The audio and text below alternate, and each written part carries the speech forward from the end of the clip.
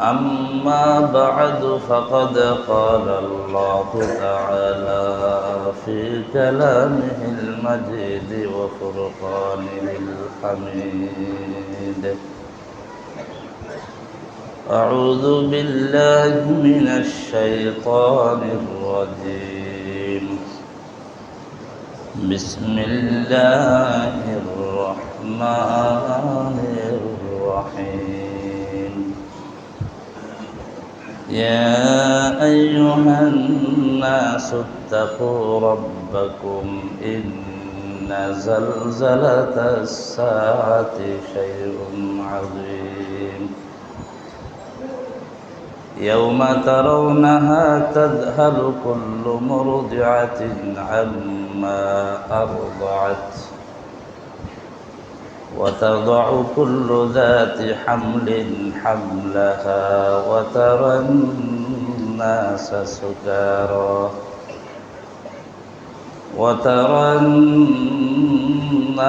سكارى وما هم بسكارى ولكن عذاب الله شديد.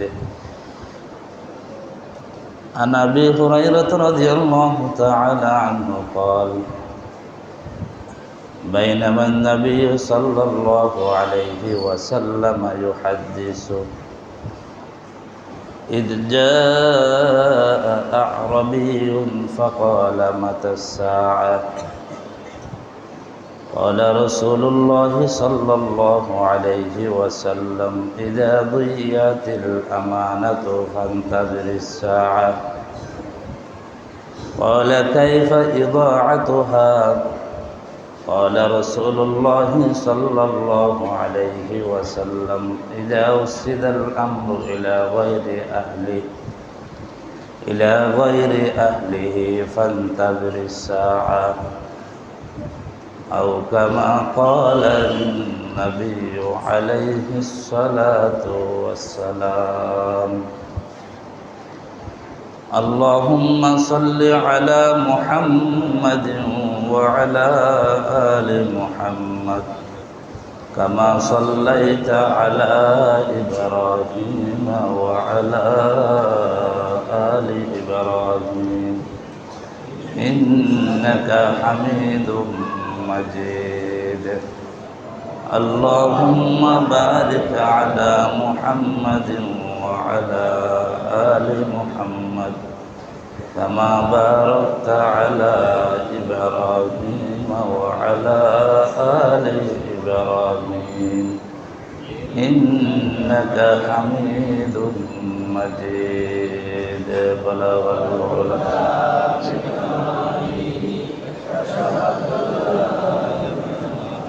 حسنت جميع خصاله.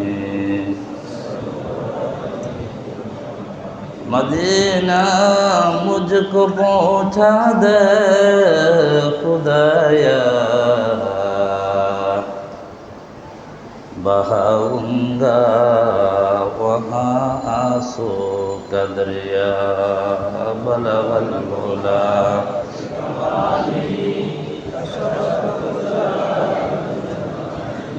हसनत जमीओ खिसालिही। इलाही दिखा दे हमें दियारे मदीना। इलाही बना दे हमें गुबारे मदीना। बलगल उला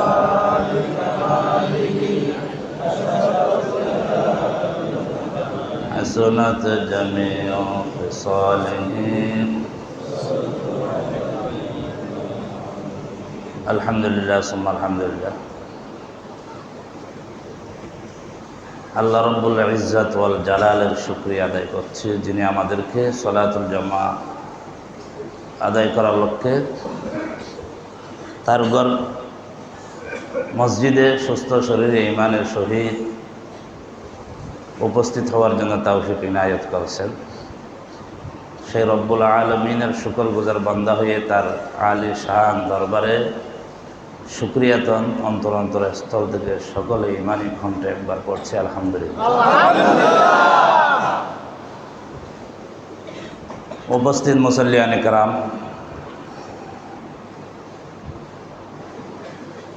আপনাদের সম্মুখে সূরাতুল হজ্জের প্রথম 2 আয়াত তিলাওয়াত করেছি। 2 আয়াতের মধ্য থেকে প্রথম আয়াত আল্লাহ তাআলা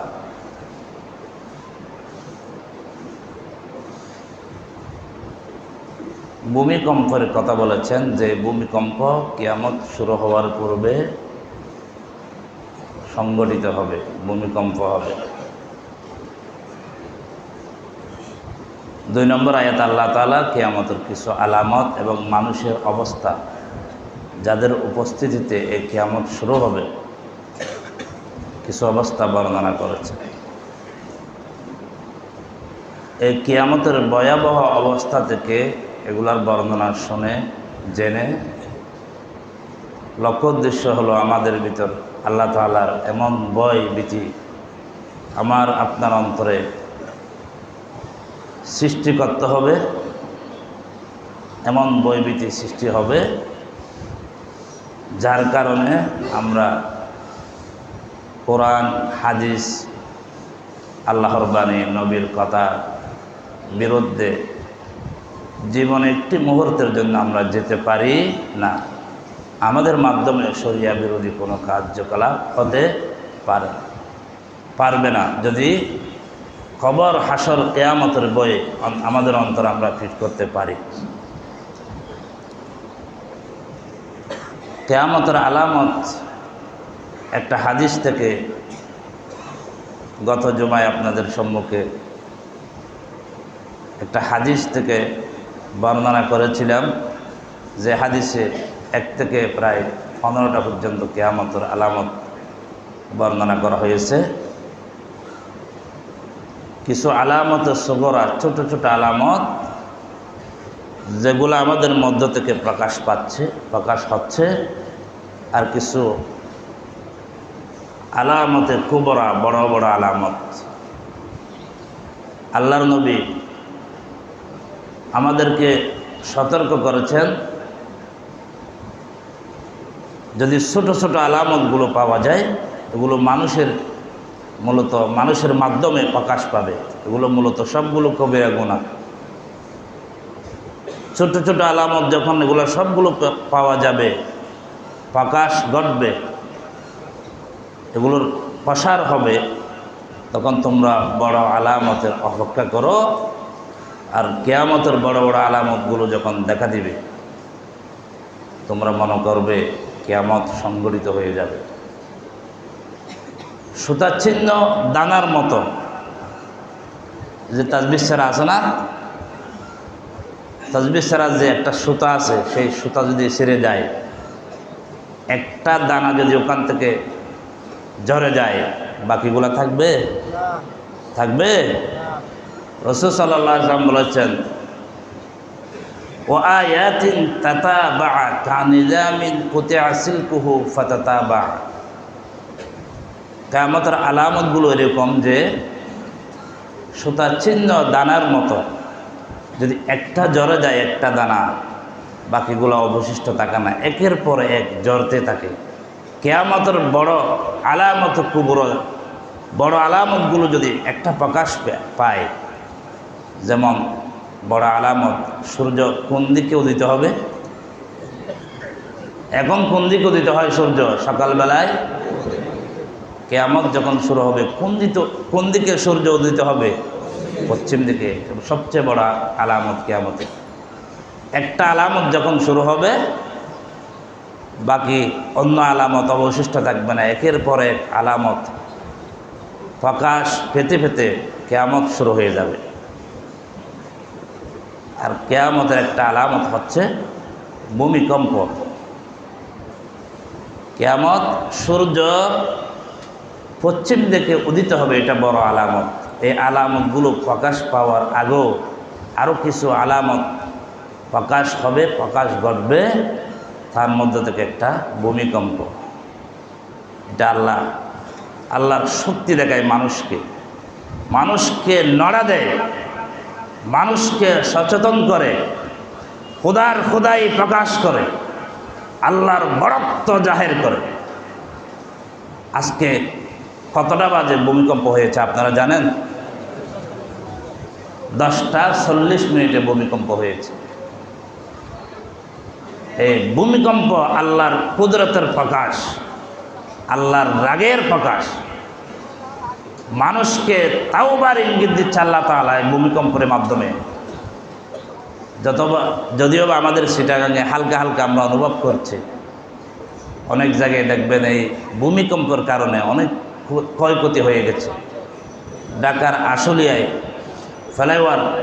ফ্লাইওভার ভেঙে ভেঙে পড়ছে, এরকম দেখা গেছে। এরপরেও কি আমরা সচেতন হব না? সতর্ক হব না? কবিরা গুনাহ ছাড়ব না? কোরআন মোতাবেক চলব না? কোরআন সুন্নাহ মোতাবেক চলব না? আমরা খালেস নিয়তে তওবা করব আল্লাহর কাছে ইনশাআল্লাহ। জীবনে জেনে শুনে কোনো কবিরা গুনাহতে আমরা লিপ্ত হতে পারবো। কোরআন হাদিসের বাণী, কোরআনের একটি আয়াত, একটি শব্দ 1450 বছর আগে এই কোরআন নাজিল হয়েছে। এই পর্যন্ত কোনো বাপের বেটা একটি আয়াত পর্যন্ত, একটি শব্দ পর্যন্ত অস্বীকার করতে পারে নাই। পারেছে? আল্লাহ তাআলা চ্যালেঞ্জ ঘোষণা করেছেন পুরা পৃথিবীর কাফেরদের কাছে, ওয়াইদ কুনতুম ফি রাইবিম মিম্মা নাযালনা আলা আবদিনা ফাতু বিসূরাতিন মিন মিসলি ওয়াদউ শুহাদাআকুম মিন দুনিল্লাহি ইন কুনতুম সাদিকিন। এই কোরআনে যদি তোমরা অস্বীকার করো, এই কোরআনকে, কোরআনের শব্দ এবং কোরআনের অর্থ তোমরা যদি অস্বীকার করো, তোমাদের যদি শক্তি থাকে, তো ফাতু বিসূরাতিন মিন মিসলি, কোরআনের একটি ছোট্ট সূরা, সবচেয়ে ছোট্ট সূরা, সূরা কাউসার, ইন্না আতাইনার মতো সূরা তোমরা আবিষ্কার করো এবং সেই কথাগুলো সত্য প্রমাণ করো। কাফেররা কোরআনের সঙ্গে মস্কারা করে অনেক কোরআনের আয়াত, এরকম কোরআনের মতো আয়াত সূরা এরা আবিষ্কার করেছিল। সচেতন মানুষ তো দূরের কথা, কোনো পাগলও তাদের সূরা এবং আয়াতগুলো গ্রহণ করে নাই। চিৎকার দিয়ে বলেন নাউযুবিল্লাহ।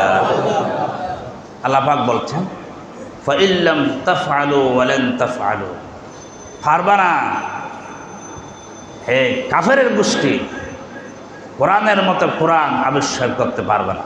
শুধু তাই না, কোরআনের ছোট্ট সূরা, সূরা কাউসারের মতো সূরা তোমরা আবিষ্কার করতে পারবে না, এবং আবিষ্কার করলে সেটার অর্থ সত্য হবে না, কোনো পাগলও গ্রহণ করবে না। ফাইল্লাম তাফআলু ওয়ালান তাফআলু, পারবে না, পারো নাই, কিয়ামত পর্যন্ত পারবে না। অতএব ফাত্তাকুন নারুল্লাতী ওয়াকুদুহান নাস ওয়াল হিজারা, জাহান্নামের আগুনকে ভয় করো, তোমরা ভয় পাও, ইমানদার হয়ে যাও, আমার প্রতি ইমান আনো, আমার প্রতি বিশ্বাস স্থাপন করো। কোরআনের মধ্যে কোনো সন্দেহ আছে? আর চিৎকার দিয়ে বলতে হবে, কোনো সন্দেহ আছে? আল্লাহ পাক কোরআনের শুরুতে বলেছেন এই কথা, যালিকাল কিতাবু লা রাইবা ফীহি হুদাল লিল মুত্তাকিন। আল্লাহ পাক বলছেন এই কোরআন এমন একটি কিতাব, লা রাইবা ফীহি, যার ভিতরে কোনো সন্দেহ নাই, যার শব্দের ভিতরে কোনো সন্দেহ নাই, অর্থের মধ্যে কোনো সন্দেহ নাই। হুদাল লিল মুত্তাকিন, এই কোরআন নাযিল করা হয়েছে মুত্তাকিনের হেদায়েতের জন্য। হেদায়েতের অধিকারী মুত্তাকিনরা।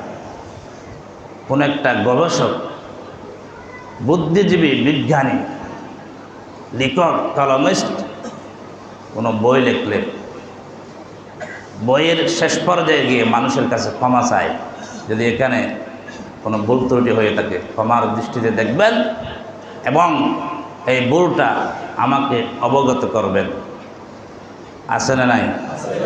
কিন্তু এই কোরআন এত সত্য, আল্লাহ পাক শুরুতে বলেছেন লা রাইবা ফি, যার মধ্যে কোনো সন্দেহ নাই। কোরআনে কত ওয়াঈদ এবং ওয়াদার কথা রয়েছে। ওয়াঈদ মানে শাস্তি, ওয়াঈদ মানে শাস্তি, শাস্তির কথা, শাস্তির বাণী। ওয়াদা প্রতিশ্রুতি, এই কাজ করলে এই ফলাফল, এটা করলে এটা, এটা করলে জান্নাত, এটা করলে জাহান্নাম, এ সমস্ত কথার মধ্যে কোনো সন্দেহ আছে? তাহলে আমরা কেন আমাদের জীবনকে, আমাদের পরিবারকে, সমাজকে, রাষ্ট্রকে কোরআন অনুযায়ী আমরা পরিচালিত করতে পারতেছি না? না পারলে আমরা দৌড়া পড়ব কার কাছে? আর চিৎকার জীবন কার কাছে? কোরআনকে প্রথমে নিজের ব্যক্তিগত জীবনে ফিট করতে হবে, কোরআনকে বিশ্বাস করতে হবে, কোরআনকে মনে দিলে মানতে হবে। কোরআনের মধ্যে কোনো সন্দেহ নাই। কোরআনের প্রতিটা বিধান মুসলমানের জন্য পালনীয়, অনুসরণীয়, অনুকরণীয়। কোরআন হাদিসের প্রতিটা বিধান আমাদেরকে মানতে হবে, পালন করতে হবে। তখনই হবে আমাদের জাহান্নাম থেকে মুক্তি এবং আমাদের ঠিকানা হবে আল্লাহর জান্নাতে ইনশাআল্লাহ। এই কিয়ামতের ভয়াবহতা বলেছিলাম। সূরাতুল হজের শুরুতে আল্লাহ তাআলা বলছেন, ইয়া আইয়ুহান নাসুত্তাকু রাব্বাকুম ইন্না জালজালাতাস সাআতি শাইউন আযীম। আল্লাহ পাক বলছেন, হে মানুষ, তোমরা আল্লাহকে ভয় করো। কাকে ভয় করব? আরো জোরে বলুন, কাকে? এগুলো আমরা মুখে বলি, আমাদের পরিবার, আমাদের সমাজ পাপাচারে ভরপুর, ঠিক কিনা? যদি আমরা অন্তর থেকে বলতাম, যদি মন থেকে বলতাম, আমাদের পরিবার, আমাদের সমাজ, আমাদের এলাকা, সমাজ ব্যবস্থা কোরআন সুন্নাহ বিরোধী হতো না। আল্লাহ পাক বলছেন, আমাকে ভয় করো, ইত্তাকু রব্বাকুম, তোমরা তোমাদের রবকে ভয় করো। কবরের ভয়, হাসরের ভয়, আল্লাহর কথা না শোনার ভয়, আল্লাহর বিধান না মানার ভয়। ভয়ের উদ্দেশ্য কি? ভয় হলো আল্লাহর বিধান না মানা। তোমরা যে আমার বিধান মানতেছ না, অনেকে নামাজটুকু পর্যন্ত পড়তেছে না, তোমরা আমাকে ভয় করো। আমার প্রতিটা কথা 100% সত্য, মিথ্যা আছে আল্লাহর কথাতে? আল্লাহ পাক বলছেন, ইন্না জালজালাতাস সাআতি শাইউন আযীম। তোমরা কি জানো কিয়ামতের ভূমিকম্প শাইউন আযীম, একটা ভয়ঙ্কর ব্যাপার। সামান্য ব্যাপার নাকি ভয়ঙ্কর ব্যাপার? সামান্য ভূমিকম্প। আমি আজকে 10টা 40 সূরাতুল হজের এই প্রথম 2 আয়াত তিলাওয়াত করতেছিলাম, অর্থ ভাবতেছিলাম, তাফসীর পড়তেছিলাম। এই সময় হয়ে গেছে ভূমিকম্প। বুঝতে আমার আর দেরি হয় না। আল্লাহ পাক বলছেন, ইন্না জালজালাতাস সাআতি শাইউন আযীম। যাদেরকে নিয়ে কিয়ামত সংঘটিত হবে, কবর থেকে যারা উঠবে পরে উঠবে, কিন্তু যাদেরকে নিয়ে এই কিয়ামত সংঘটিত হবে তারা আল্লাহর সৃষ্টি জগতে, এই পৃথিবীতে সবচেয়ে নিকৃষ্ট মানুষ। চিৎকার দিয়ে বলেন নাউযুবিল্লাহ। এই কিয়ামত আমরাই টেনে আনবো। আমাদের কবিরা গুনাহগুলো কিয়ামতের আলামত। শাইউন আযীম, আল্লাহ পাক বলছেন ভয়ঙ্কর একটা ব্যাপার। কিয়ামত যখন শুরু হবে, প্রথমে হবে ভূমিকম্প। এটা ভয়ঙ্কর, সাধারণ কোনো ব্যাপার না, ভয়ঙ্কর ব্যাপার, ভয়ঙ্কর ব্যাপার। আল্লাহ রাব্বুল আলামিন সূরাতুল হজের 2য় আয়াতে ভয়ঙ্কর ব্যাপারের কিছু উদাহরণ দিয়েছেন। আল্লাহ পাক বলেছেন, ইয়াউমা তারাউনাহা তাযহালু কুল্লু মুরদিআতিন। দুধ পানকারিনী মা দুধের বাচ্চার কথা বলে যাবে। চিৎকার দিয়ে বলেন আল্লাহু আকবার। মা কোনোদিন দুধের বাচ্চার কথা বলে যায় না।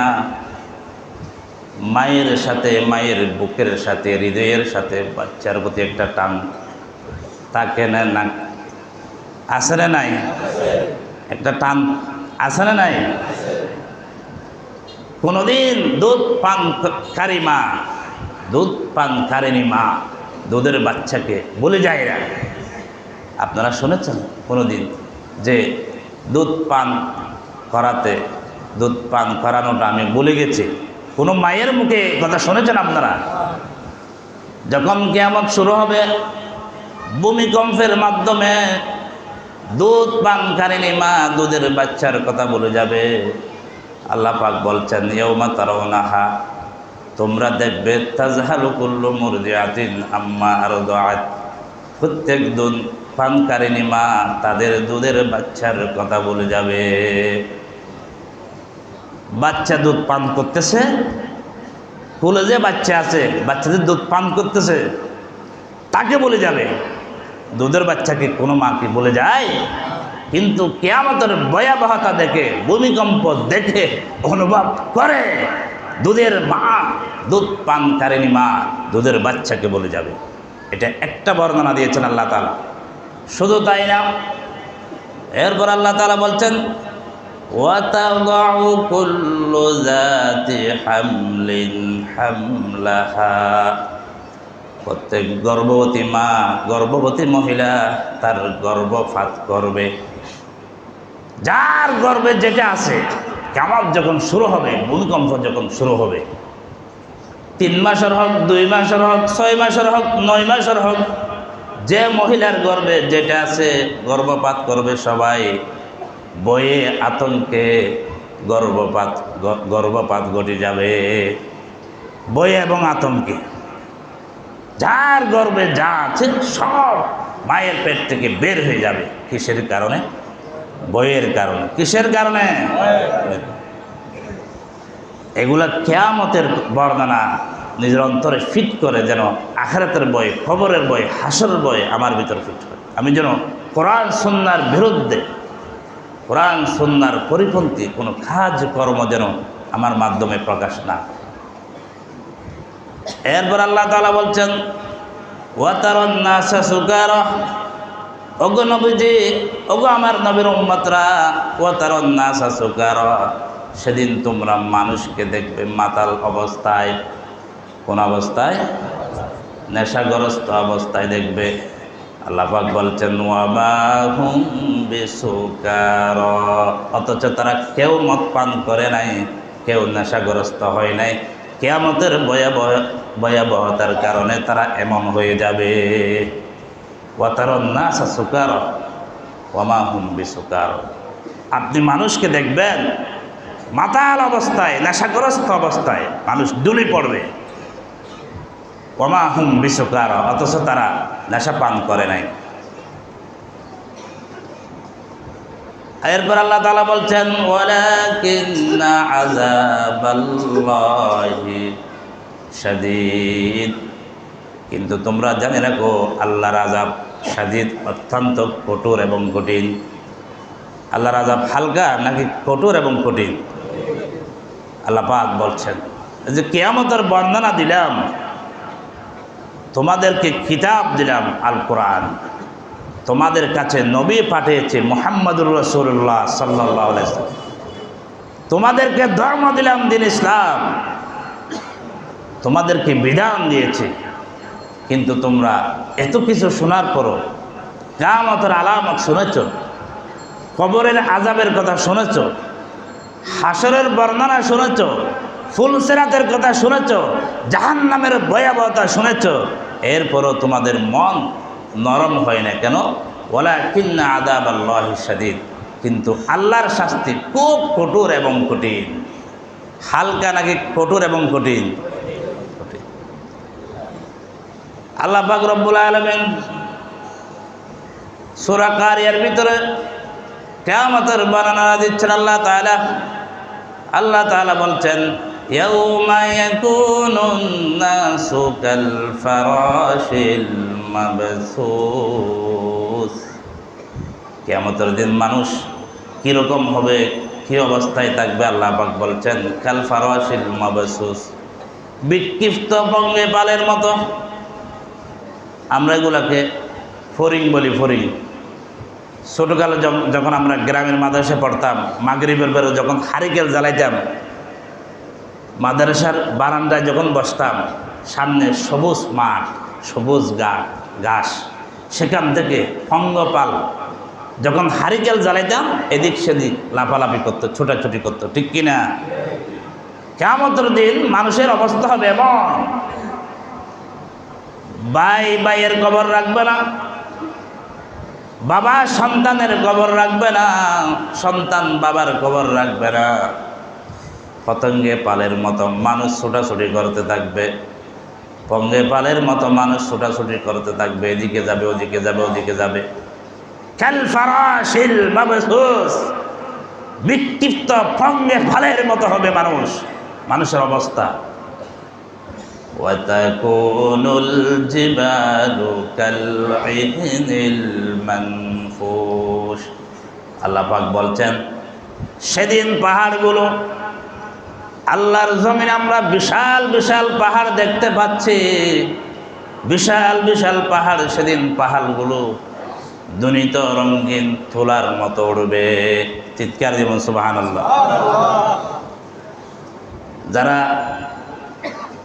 ওই বেট রজার কাজ করে, বালিশ বানায়, এখানে এরা তুলাদুনা করে দেখছেন নি? তুলাদুনা, এখানে কিছু তোলা ছোট ছোট উড়ে উড়ে আকাশের দিকে যায়। এই পাহাড়গুলো সেদিন এইভাবে উড়বে। আল্লাহ পাক বলছেন ওয়াতারাল জিবালা তাহসাবুহা জামিদা ওয়া হিয়া তামুররু মাররাস সাহাব, এই যে অটল অবিচল পাহাড়গুলো দেখতেছ, মেঘমালার মতো সেগুলো উড়বে, এদিক সেদিক ছোটাছুটি করবে। এই শক্তির মালিককে, এই শক্তির মালিককে। পৃথিবীতে কোনো বাফের বেটা, কোনো প্রেসিডেন্ট, প্রধানমন্ত্রী, শক্তিধর ব্যক্তি আপনারা দেখাতে পারবেন যে পাহাড় উড়াইতে পারবে? পারবে? ওয়াতারাল জিবালা তাহসাবুহা জামিদা, যে পাহাড়গুলো তোমরা অটল অবিচল দেখছো, বুঝতেছো, তামুররু মাররাস সাহাব, মেঘমালার মতো সেগুলো উড়বে যখন কিয়ামত শুরু হবে। এই শক্তির মালিককে, আর চিৎকার দিয়ে বলুন কে? আমরা আল্লাহর শক্তিকে বিশ্বাস করি কি করি না? আল্লাহর বিধানকে আমরা বিশ্বাস করি কি করি না? তাহলে বিধানগুলো মানতে হবে, পালন করতে হবে, আমাদেরকে বাঁচতে হবে। অতএব আল্লাহ তাআলা বলছেন ফাআম্মা মান সাকুলাত মাওয়াজিনু, যার পাল্লা ভারী হবে, ফাহুয়া ফি ঈশাতির রাদিয়া, সে সন্তোষজনক অবস্থায় থাকবে, অর্থাৎ তার ঠিকানা হবে আল্লাহর জান্নাতে। আরো জোরে বলুন সুবহানাল্লাহ। যার আমল নামার পাল্লা ভারী হবে তার ঠিকানা হবে কোথায়? আল্লাহ পাক বলছেন ফাআম্মা মান সাকুলাত মাওয়াজিনুহু ফাহুয়া ফি ঈশাতির রাদিয়া, সন্তোষজনক অবস্থায় থাকবে, এমন নিয়ামত পাবে পেয়ে সে সন্তুষ্ট হয়ে যাবে। অর্থাৎ যার আমল নামার পাল্লা ভারী হবে তার ঠিকানা হবে আল্লাহর জান্নাতে। এরপর আল্লাহ তাআলা বলছেন ওয়াম্মা মান খাফফাত মাওয়াজিনু ফাউম্মুহু হাওিয়া, যার আমল নামার পাল্লা হালকা হবে, অর্থাৎ গুনার পাল্লা ভারী হবে, ফাউম্মুহু হাওিয়া, সরাসরি তার ঠিকানা হবে আল্লাহর জাহান্নামে। চিৎকার দিয়ে বলুন নাউযুবিল্লাহ। ফাআম্মা মান সাকুলাত মাওয়াজিনু, যার পাল্লা ভারী হবে, ফাহুয়া ফি ঈশাতির রাদিয়া, তার ঠিকানা হবে আল্লাহর জান্নাতে। ওয়া আম্মা মান খাফফাত মাওয়াজিনু ফাউম্মুহু হাওিয়া, যার পাল্লা হালকা হবে তার ঠিকানা হবে হাওিয়াতে, অর্থাৎ আল্লাহর জাহান্নামে। এরপর আল্লাহ পাক রব্বুল আলামিন সূরা কারিয়ার ভিতরে মুহাম্মদুর রাসূলুল্লাহ সাল্লাল্লাহু আলাইহি ওয়াসাল্লামকে সম্বোধন করে বলেছেন ওয়া মা আদরাকা মা হিয়া, ওগো নবীজি আপনি কি জানেন, আপনি কি জানেন হাওিয়া সেটা কি, আপনি কি জানেন? অর্থাৎ হাওিয়া নামের যে জাহান্নাম আছে সেই জাহান্নাম সম্পর্কে আল্লাহ রাব্বুল আলামিন খোদ নবী থেকে প্রশ্ন করেছেন। ওয়া মা আদরাকা মা হিয়া, হাওিয়া কি সেটা কি আপনি জানেন? নবীর কাছে আল্লাহ তাআলা প্রশ্ন করেছেন। আল্লাহ রাব্বুল আলামিন সূরা কারিয়ার শেষে নিজে উত্তর দিয়েছেন। আল্লাহ পাক বলছেন নারুন হামিয়া, সেটা হচ্ছে প্রজ্বলিত আগুন, যে আগুনের তেজ, যে আগুনের গরমি দুনিয়ার আগুনের চেয়ে 70 গুণ বেশি। নাউযুবিল্লাহি মিন যালিক। একটা মোম জ্বালিয়ে আপনি একটা মোমের যে আগুন, সে আগুনে একটা আঙ্গুলকে 1 মিনিট রাখা কি সম্ভব হবে? সম্ভব হবে? আঙ্গুল থাকবে? ভালো থাকবে নাকি জ্বলে যাবে? জ্বলে যাবে। সেরকম শক্তিশালী কোনো পুরুষ আমাদের মাঝে নাই, কিন্তু দুনিয়ার সামান্য আগুনের চেয়ে 70 গুণ তেজ, 70 গুণ বেশি গরম আগুন। সেই আগুন আমরা কীভাবে জ্বলব? জ্বলতে হবে যদি আমরা কোরআন হাদিসের কথা না শুনি, না মানি। জ্বলতে হবে না যদি আমরা কোরআন হাদিসের কথা শুনি। শুনতে রাজি আছি না নাই? এটা সূরা কারিয়ার ভিতরে কিয়ামতের বর্ণনা। সূরা জিলজালের ভিতরে আল্লাহ তাআলা বলেছেন ইযা যুলজিলাতিল আরদু জিলজালাহা, যখন কম্পন শুরু হবে, অর্থাৎ ভূমিকম্পের মতো ভূমিকম্প। কিয়ামত যখন শুরু হবে ভূমিকম্পের মাধ্যমে শুরু হবে। আল্লাহ পাক বলছেন ইযা যুলজিলাতিল আরদু জিলজালাহা, সাধারণ কোনো ভূমিকম্প নয়, একটু হয়েছে, একটু নড়েছে, একটু ভেঙেছে, এরকম না। ভূমিকম্প হবে, ভূমিকম্পের মতো ভূমিকম্প। কি হবে? এরপর আল্লাহ তাআলা বলছেন ওয়া আখরাজাতিল আরদু আসকালাহা, এই ভূমিকম্পের পরে জমিনে যা কিছু আছে সব কিছু বের করে দেবে, বিশেষ করে বাড়ি জিনিসগুলো বের করে দেবে। আল্লাহর এই জমিনে নাকি বিশাল বিশাল স্বর্ণের খণ্ড আছে। কিসের খণ্ড বলেন না? কিসের খণ্ড? এই আয়াত সাহাবায়ে কেরামকে বোঝাতে গিয়ে আল্লাহর নবী বলেছেন যখন কিয়ামত শুরু হবে ভূমিকম্পের মাধ্যমে, ওয়া আখরাজাতিল আরদু আসকালাহা, জমিন তার বাড়ি জিনিসগুলো বের করে দেবে। এটার তাফসীরে আল্লাহর নবী হাদিসের মাধ্যমে বলেছেন সাহাবায়ে কেরামকে, ওগো আমার সাহাবীরা, তোমরা কি জানো জমিন যখন ভূমিকম্প শুরু হবে বিশাল বিশাল স্বর্ণের খণ্ড বের করে দেবে। বিশাল বিশাল কি বের করবে? স্বর্ণের খণ্ড। মানুষ তো বের করবে, বিশাল বিশাল জমিনের ভিতর থেকে স্বর্ণের খণ্ড বের হয়ে আসবে। তখন একজন আত্মীয়তা ছিন্নকারী সেই স্বর্ণের খণ্ড দেখে বলবে তোমার কারণে আমি আত্মীয়তা ছিন্ন করেছি। একজন চোর সেই স্বর্ণের খণ্ডকে দেখে বলবে তোমার কারণে আমি চোর হয়েছি, চুরি করেছি। প্রত্যেকটা অপরাধী ওই স্বর্ণের খণ্ড দেখে, এটা হাদিসের ভাষা, মুসলিম শরীফের হাদিসে আছে, প্রত্যেকটা অপরাধী এই সম্পদ এবং স্বর্ণ দেখে বলবে যে তোমার কারণে আমি আজকে এই অপরাধে লিপ্ত হয়েছি, তোমার কারণে আমি সেই অপরাধে লিপ্ত হয়েছি। এবার সবাইকে বলা হবে তোমরা স্বর্ণ নাও। স্বর্ণের খণ্ডের দিকে যখন মানুষ হাত বাড়াবে, হাতে ছুঁইতে পারবে না, ধরতে পারবে না। আল্লাহ রাব্বুল আলামিন ইশারা দিবেন এই সম্পদ এখন আর কোনো কাজে আসবে না, অর্জিত সম্পদ কাজে আসবে না, অর্জন করতে চাইলেও কেউ পারবে না। পারবে? কারণ কিয়ামতের আলামত যখন শুরু হবে, সূর্য যখন আপনার পশ্চিম দিকে উদিত হবে, তখন তাওবা করার আর সুযোগ থাকবে না।